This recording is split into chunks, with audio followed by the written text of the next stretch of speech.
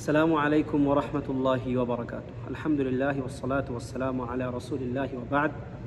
সম্মানিত উপস্থিতি, আপনাদেরকে এখন খুবই অল্প সময়ের মধ্যে একটি কায়দা বলে দিচ্ছি ইনশাআল্লাহ, যাতে আপনাদের মনে থাকে। কায়দাটা হচ্ছে তাওয়াসসুলের উপর। আর তাওয়াসসুল আপনারা সবাই জানেন, তাওয়াসসুল কী জিনিস। তাওয়াসসুল হচ্ছে ওসিলা তালাশ করা, ওসিলা ধরা। আল্লাহ সুবহানাহু ওয়া তাআলার নৈকট্য অর্জনের জন্য কোনো একটা মাধ্যমে সেদিকে আগানো। এই তাওয়াসসুল এক কথায় হারাম নয়। এই তাওয়াসসুল মাশরু' এবং মামনু' দুই প্রকার আছে। তো আমরা এখন সে আলোচনায় যাচ্ছি না। যেটা আত-তাওয়াসসুল বিন নবী সাল্লাল্লাহু আলাইহি ওয়াসাল্লাম, এটি একটি গুরুত্বপূর্ণ মাসআলা, যে আল্লাহর নবী সাল্লাল্লাহু আলাইহি ওয়াসাল্লামের মাধ্যমে তাওয়াসসুল করা। একটি কায়দা মনে রাখবেন, তিনটি কথা সম্বলিত একটি কায়দা মাথায় রাখতে হবে। এক নাম্বার, আত-তাওয়াসসুলু, নবী সাল্লাল্লাহু আলাইহি ওয়াসাল্লামের মাধ্যমে তাওয়াসসুল করা তিনটি প্রকার। একটা হচ্ছে জাইজুন ফি হায়াতিহি ওয়া বা'দা মামাতিহি, জাইজুন ফি হায়াতিহি ওয়া বা'দা মামাতিহি। দ্বিতীয়টি হচ্ছে জাইজুন ফি হায়াতিহি লা ইয়াজুজু বা'দা মামাতিহি। আরেকটা হচ্ছে লা ইয়াজুজু ফি হায়াতিহি ওয়ালা বা'দা মামাতিহি। তিনটা জিনিস। প্রথমটা যেটা বললাম, জাইজুন ফি হায়াতিহি ওয়া বা'দা মামাতিহি, যে তাওয়াসসুল নবী সাল্লাল্লাহু আলাইহি ওয়াসাল্লামের জীবদ্দশায় এবং তিনি ইন্তেকাল করার পরে উভয় সময়ে জায়েজ, উমুমান জায়েজ।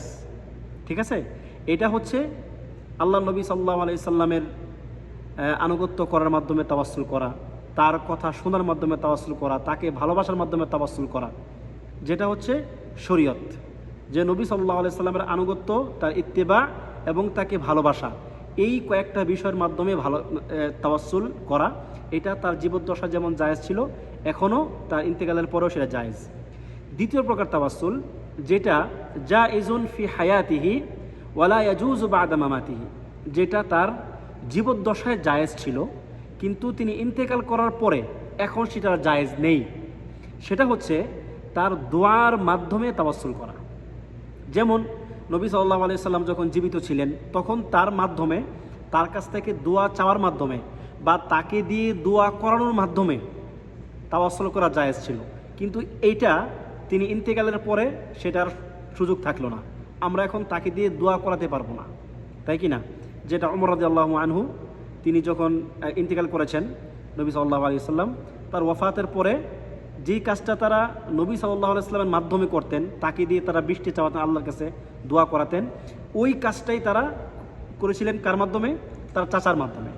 তারা নবী সাল্লাল্লাহু আলাইহি সাল্লাম আগে যে দোয়াটা করেছিলেন, সেই দোয়ার বরকতে বা সেই দোয়াকে তারা তাওয়াসসুল বানান নাই, বরং তিনি ইন্তেকাল করেছেন, এরপরে তার চাচাকে বা তার যিনি খুব কাছের মানুষ, তাকে দিয়ে তারা দোয়া করাতেন। তাহলে দোয়ার মাধ্যমে নবী সাল্লাল্লাহু আলাইহি সাল্লামের তাওয়াসসুল করা, যেটা তার জীবদ্দশায় জায়েজ ছিল কিন্তু তার ইন্তেকালের পরে সেটা সুযোগ বন্ধ হয়ে গেছে। 3 নাম্বার তাওয়াসসুল, যেটা তার জীবদ্দশায় এবং তার ইন্তেকালের পরে কোনো অবস্থায় জায়েজ না, লা ইয়াজুজু ফি হায়াতিহি ওয়ালা বা'দা মামাতিহি। সেটা কি? সেটা হচ্ছে আত-তাওয়াসসুলু বিজাহ ইন নবী সাল্লাল্লাহু আলাইহি ওয়াসাল্লাম আও বিযাতিন নবী সাল্লাল্লাহু আলাইহি ওয়াসাল্লাম। সেটা হচ্ছে নবী সাল্লাল্লাহু আলাইহি সাল্লামের সত্তা, তার নিজেকে স্বয়ং তাওয়াসসুল বানানো, তার মাধ্যমে তাওয়াসসুল করা। সেটা তার জীবদ্দশা যেমন জায়েজ ছিল না, এখন তার ইন্তেকালের পরেও সেটা কি জায়েজ নেই। তো এটা হলো তাওয়াসসুল, যা নবী সাল্লাল্লাহু আলাইহি ওয়াসাল্লামের সঙ্গে সম্পৃক্ত। এই ব্যাপারে একটি কায়দা, যেটা আপনারা যদি মনে রাখেন, তাহলে এই ক্ষেত্রে মাসআলাগত দিক থেকে নিরাপদ থাকতে পারবেন বিইذنিল্লাহ। ওয়া সাল্লাল্লাহু ওয়া সাল্লামা আলা নাবিয়িনা মুহাম্মদ ওয়া আলা আলিহি ওয়া সাহবিহি আজমাইন। ওয়াসসালামু আলাইকুম ওয়া রাহমাতুল্লাহি ওয়া বারাকাতুহু।